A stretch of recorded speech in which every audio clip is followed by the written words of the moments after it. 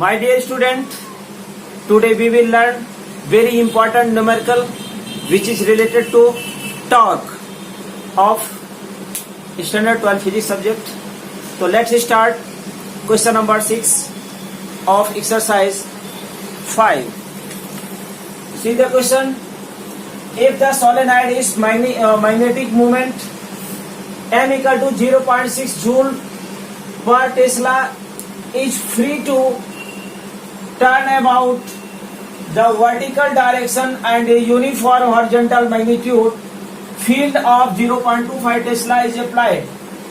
Question पूछा गया है, what is the magnitude of the torque on the solenoid when its axis make an angle is theta, angle of theta with the direction of the applied magnetic field.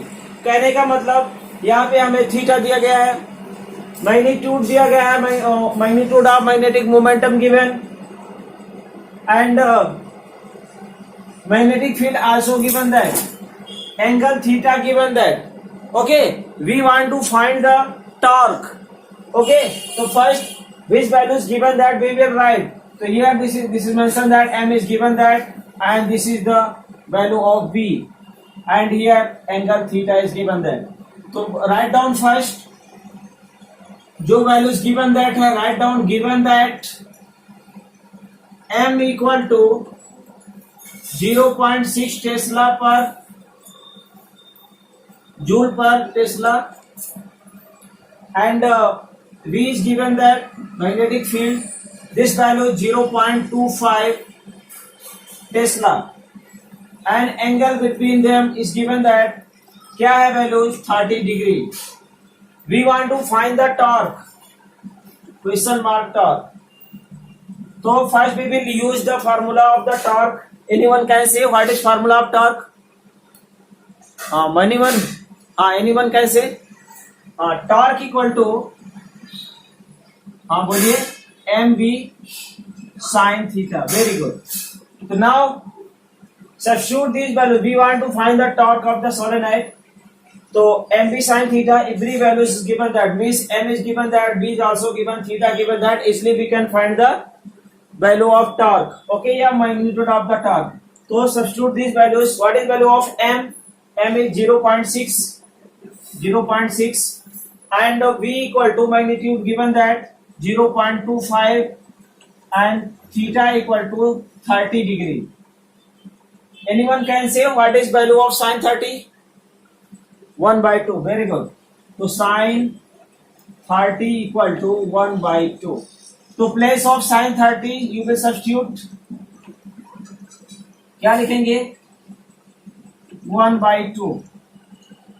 तो 2 3 6, तो 0.3 multiply by 0.25 तो कितना हुआ? 25 3 75, तो 75 and decimal point कहाँ आएगा? 3 digit after आएगा, तो यहाँ पे इस तरह से 0.075. Okay, so this is the value of torque. What is unit of that? Torque की यूनिट क्या होती है? Newton metre. ओके, तो यहाँ पे न्यूटन मीटर लिख सकते हैं. तो इन दिस वे अगर आपको लिखना है वन इंटीजर के फॉर्म में तो क्या लिख सकते हैं? 10⁻⁻² newton metre. This is the value of torque. और हमें पूछा, हम क्वेश्चन में क्या पूछा गया था? सेम है. What is the magnitude of the torque the solenoid when it's make axis and angle is given that in direction applied will be. तो ये आंसर हो जाएगा. टॉर्क की वैल्यू क्या आएगी? 7.5 10⁻², या फिर हम यही भी लिख सकते हैं 0.75. ओके, तो in this way if you know formula then you can get the answer. Okay, have you understood? Okay, have you written? Next question number 7 which is related to torque. So first read the question. Question number 7 are given a bar magnet of magnetic moment is given that, means m is given. क्या होता है? 1.5 joule per Tesla lies aligned to the direction of the uniform magnetic field of 0.22 Tesla. कहने का मतलब question में दो चीज तो दी गई है. क्या दिया गया है? तो given that में लिखिए given that इससे क्लियर होगा कि हम कौन सा फॉर्मूला लगा रहे हैं और क्या बाकी है और कौन सी वैल्यूज हमें निकालनी है। तो see here given the values means magnetic moment is given, write down magnetic moment m equal to 1.5 joule per tesla या tesla inverse. Okay, and second point given that magnetic field given, तो लिखेंगे magnetic field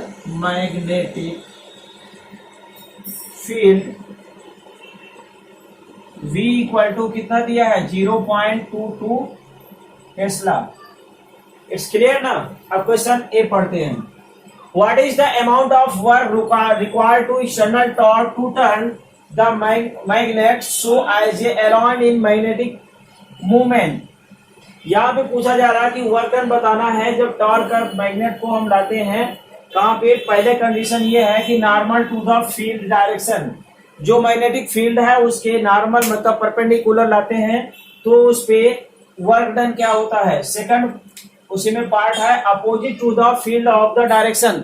opposite मतलब क्या है कि अगर magnetic field direction ये है तो दूसरा डायरेक्शन मतलब अगर हम कहें कि ये मैग्नेटिक फील्ड का डायरेक्शन है तो इसका अपोजिट इस डायरेक्शन में मूवमेंट होना चाहिए। तो एंगल कितना होगा, एंगल 180 होगा।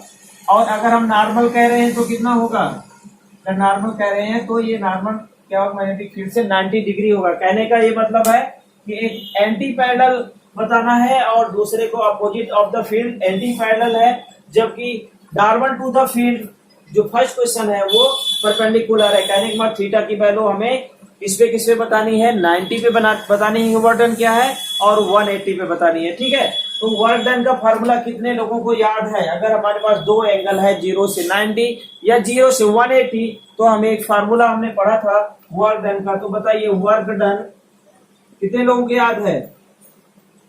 Work done W equal to minus MB cos theta 2 minus cos theta 1। ये हमने वैल्यूज पढ़ी थी। यहाँ पे देखिए जो इनिशियल पोजीशन है वो 0 है और जो नॉर्मल है वो 90 डिग्री है। तो यहाँ पे क्या लेंगे इनिशियल थीटा 1 क्या लेंगे हम 0 डिग्री लेंगे और थीटा 2 की वैल्यू नॉर्मल है तो 90 डिग्री लेंगे। इसके बेसिस पे हमें क्या बताना है वर्क डन की वैल्यू निकालनी है। तो सब्स्टिट्यूट दिस वैल्यूज, तो W equal to minus M की वैल्यूज गिवन दैट है कितना है 1.5, तो put here 1.5 and B is given that 0.22 and bracket में लिखेंगे cos थीटा 2 कितना है 90 माइनस cos 0 डिग्री। अब भी नो वेरी वेल की cos 90 इक्वल टू कितना होता है 0 होता है। Very good. और cos 0 इक्वल टू 1 होता है। तो नाउ सब्स्टिट्यूट दिस वैल्यूज, पर इसको मल्टीप्लाई कर लेंगे तो work equal to W equal to, ये हम कौन सा क्वेश्चन कर रहे हैं किसके लिए, ये फर्स्ट केस के लिए work done we want to find. जब हम बता रहे हैं कि नॉर्मल टू फील्ड इस डायरेक्शन नॉर्मल जो मैग्नेटिक मूवमेंट है मैग्नेटिक फील्ड से क्या है परपेंडिकुलर है, उस केस में हमें बताना है कि वर्क डन क्या होता है। अब इसको मल्टीप्लाई कर दो तो 15 2 जा 30, 15 2 जा 30 तो कितना होगा 33 होगा। तो यहाँ पे लिखिए 15 2 जा 30 का 0 हो गया जाएगा और 15 2 जा 30 और 33 ये इसका मल्टीप्लीकेशन हो गया, लेकिन डेसिमल पॉइंट का कितने पे लगेगा 3 डिजिट पे लगेगा। तो हम क्या लिख सकते हैं यहाँ पे 0.330 और यहाँ पे इसकी वैल्यू पुट करेंगे cos 90 की वैल्यू होती है 0 एंड इसकी वैल्यू होती है 1।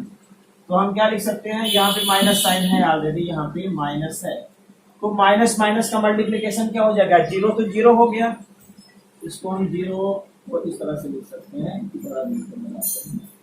ये वैल्यू 0 है और ये वैल्यू -1। ठीक है, तो ये तो 0 होगा, ये माइनस से मल्टीप्लाई होगा तो कितना हो जाएगा 0.03। ये वर्क डन आया और इसकी यूनिट क्या होती है वर्क डन क्या होता है जूल होता है। तो हमें क्या मिल गया work done 0.33 joule we have get. लेकिन अगर सेकंड क्वेश्चन है opposite of to the magnetic field, opposite मतलब एंटी पैरेलल है। तो क्या एंटी पैरेलल है यहाँ पे तो हम बता दिए कि ये वैल्यूज थी, मतलब ये नॉर्मल है, तो नॉर्मल के केस में थीटा इक्वल टू ये, या हम कह सकते हैं कि v is magnet perpendicular to m, ये परपेंडिकुलर था। यहाँ पे क्या लिखेंगे, सेकंड केस में हमें लिखना होगा कि जो वैल्यूज है b और m दोनों एक दूसरे के क्या है, एंटी पैरेलल है, तो m is anti parallel to the magnetic field B। तो इस केस में क्या होगा, एंगल कितना होगा, थीटा 2 की वैल्यू 180 होगी, और इसका इनिशियल जो वैल्यूज है वो क्या है, 0 है, मतलब इनिशियल एंगल क्या है, थीटा इक्वल टू 0 है, और जो एंटी पैरेलल पॉइंट उसका मिल रहा है कितना है, 180 है। तो यहाँ पे वर्क डन का फार्मूला लगाते हैं, तो वर्क डन क्या होगा, minus M B cos, same formula होगा theta 2 minus cos theta 1, cos theta 1। अब यहाँ पे कॉस की वैल्यू थीटा 2 की वैल्यू सब्स्टिट्यूट करेंगे और थीटा 1 की वैल्यू सब्स्टिट्यूट करेंगे। चलिए, तो have you written this line, okay.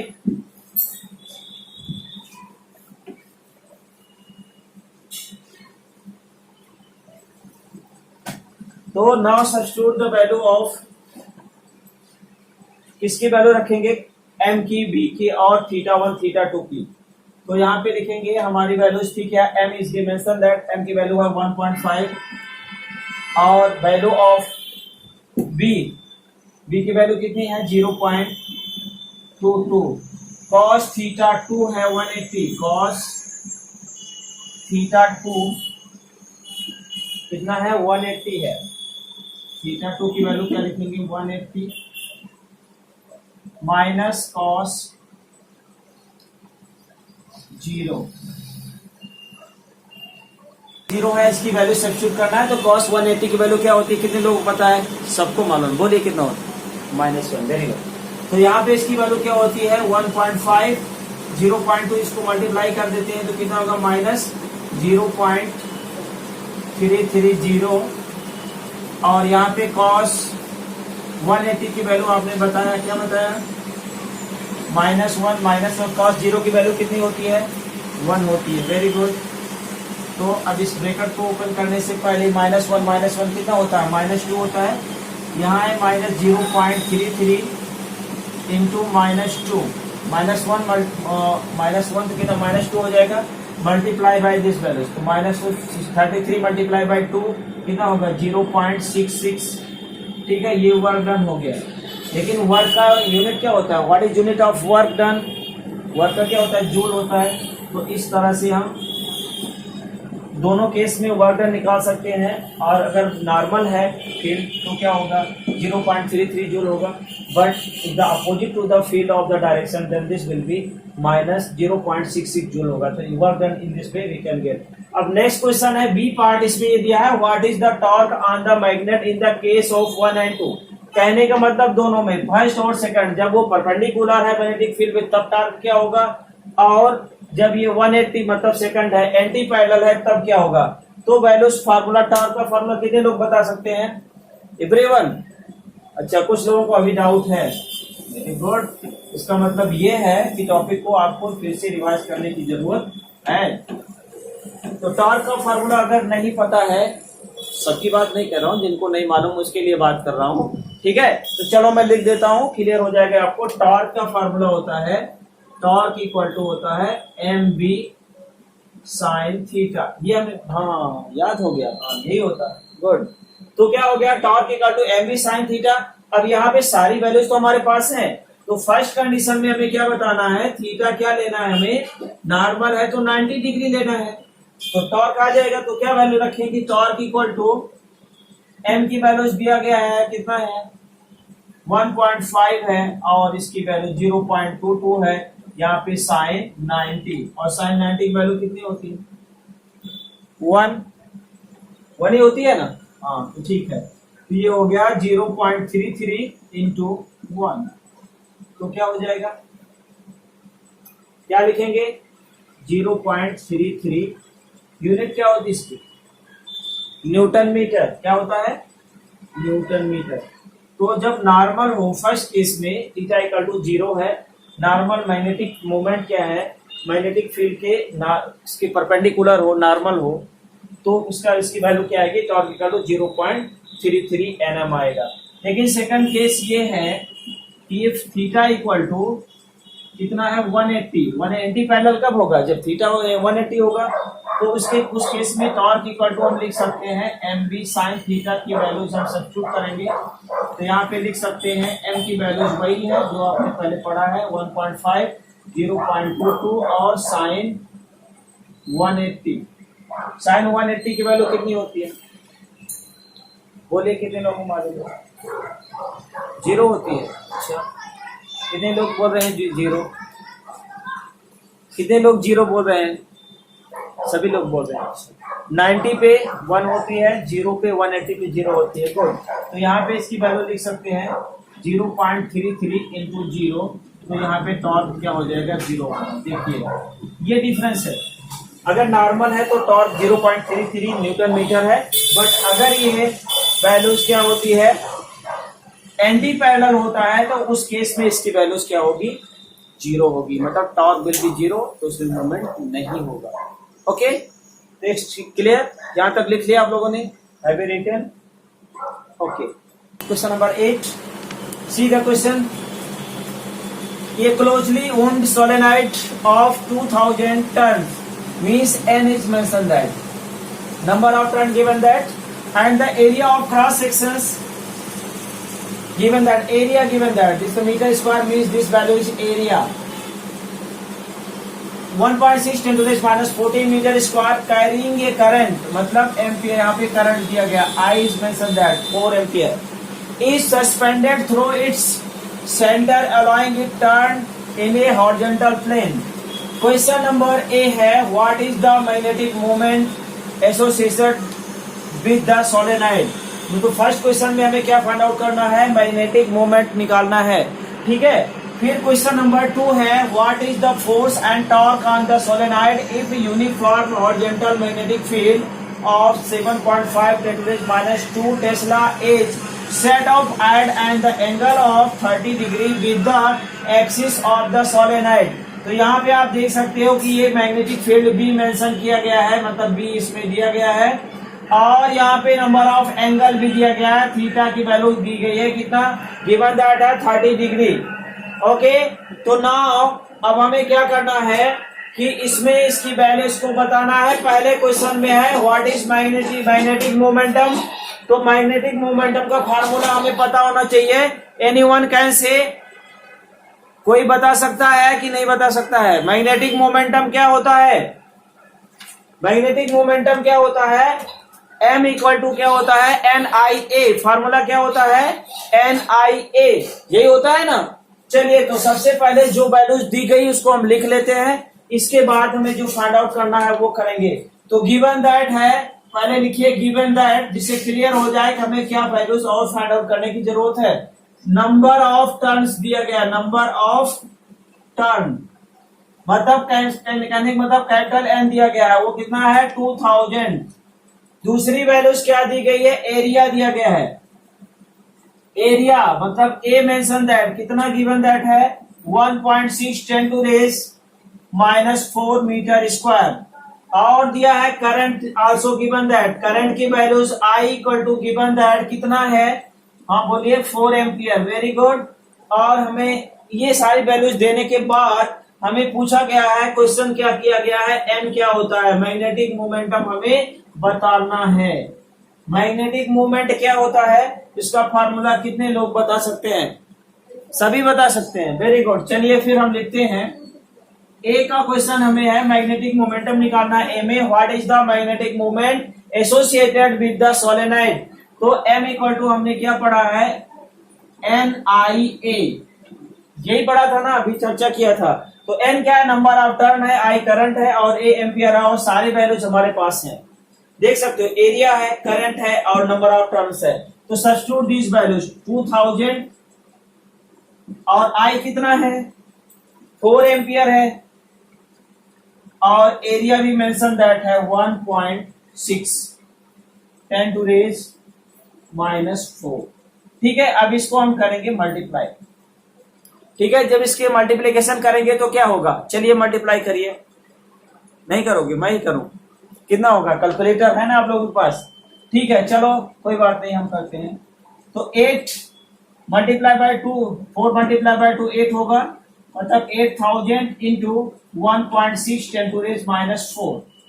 अब यहाँ पे देख सकते हो कि इसको हम 16 से मल्टीप्लाई करेंगे 8 टाइम, तो 16 8 जा कितना होता है, कितने लोग मालूम है सबको? 128। Very good. तो चलिए यहाँ पे लिखिए 128 और 3 0 आगे बढ़ा दीजिए। तो 16 8 जा 128 और 3 0 यहाँ पे है, डेसिमल 1 डिजिट पे लगेगा, इसकी वैल्यूज ये होगी 10⁻⁻⁴। हम ऐसे ही लिखेंगे। ओके, तो अब हम इसको क्या कर सकते हैं, और 10⁻⁴ है तो इसको हम डिवाइड करेंगे किससे? इसको हम लिख सकते हैं 12800 डिवाइडेड बाय 20, नहीं सिंगल जीरो आएगा, डिवाइडेड बाय 10,000, क्योंकि 10⁻⁴ को नीचे ले गए तो 10,000 हो गया।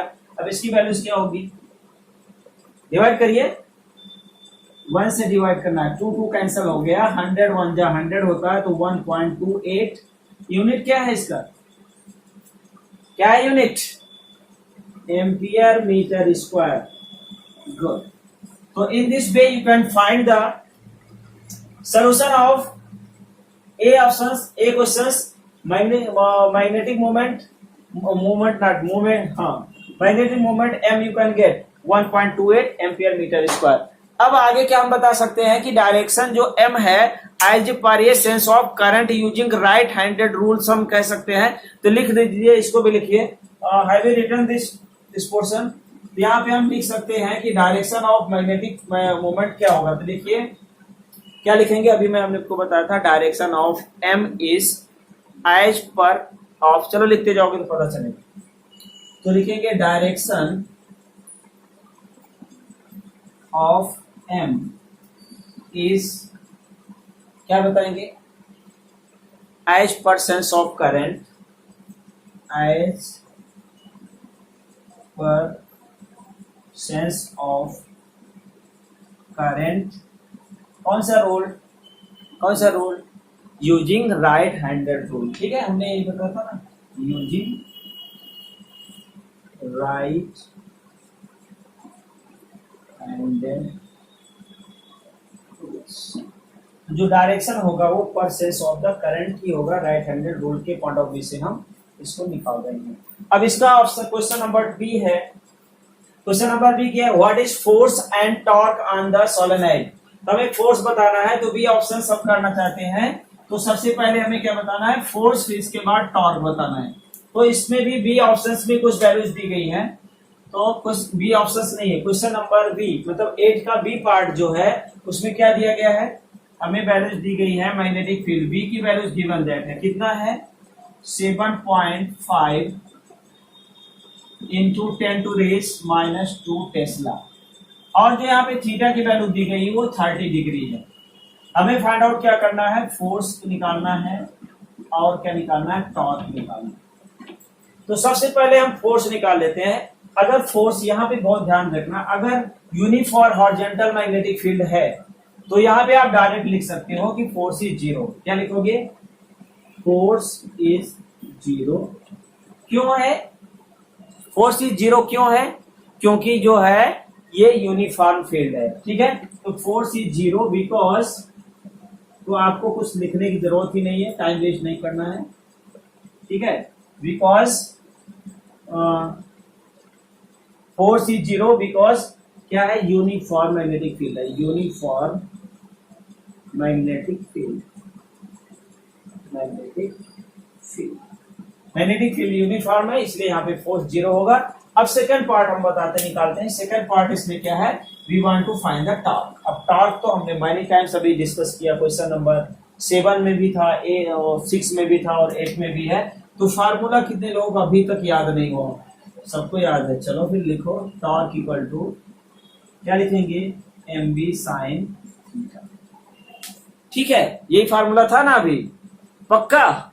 चलो, तो यहाँ पे लिखना चाहो तो ये लिख सकते हो, टॉर्क भी लिख दो, सिंबल लिख रहे हैं तो कोई जरूरत नहीं है, फिर भी लिख दो टॉर्क, हम इससे टॉर्क से डिनोट करते हैं, एम बी साइन, तो सारी वैल्यूज हमारे पास है, तो टॉर्क आ जाएगा। एम की वैल्यूज दिया गया है, कितना है एम की वैल्यूज, कहाँ गई, टर्न ऑफ द एम्पियर है।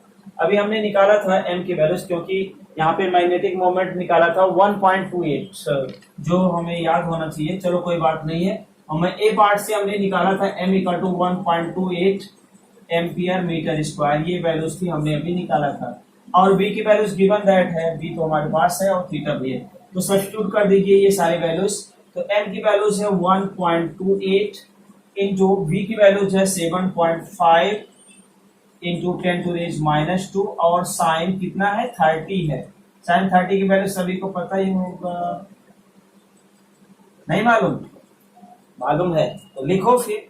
अब कैलकुलेशन आप अपने कैलकुलेटर से करिए, इंटू 10⁻⁻² 1/2, 2 को इससे डिवाइड करोगे कितना होगा 0.64 और इंटू 7.5, ठीक है। तो अब हम जो है इसको आगे हम लिखते हैं कैलकुलेशन, जिससे पूछूंगा वो बताएगा, तब तक कैलकुलेट करते रहिए। Torque equal to 0.64 into 7.5 into 10⁻²। Unit क्या होगी इसकी, यूनिट क्या होती है, न्यूटन मीटर, सबको मालूम है ना। तो चलो लिखो, यहाँ क्या लिखोगे, न्यूटन मीटर। अब इसका कैलकुलेशन बताइए, 0.64 इंटू 7.5 कितना आता है, कितना आएगा 4.8। चलो 4.8 10⁻² न्यूटन मीटर, तो ये हो गया टॉर्क। जो इस पे टॉर्क लग रहा है इसकी वैल्यूज ये हो गई, ठीक है। अब इसको और क्या लिख सकते हैं, इसकी वैल्यूज मिल गई, सब नहीं मिली, नहीं भाई हमें क्या निकालना था, देखो बोलते नहीं हो आप लोग। What is force and torque, force तो 0 है, टॉर्क हमने निकालना था, हमने निकाल दिया। तो torque equal to 4.8 10⁻² newton metre, तो सारे क्वेश्चंस आ गए ना। तो this is your desired answer, okay. I think you have understood, okay. तो अब रफ करें इसको, ओके।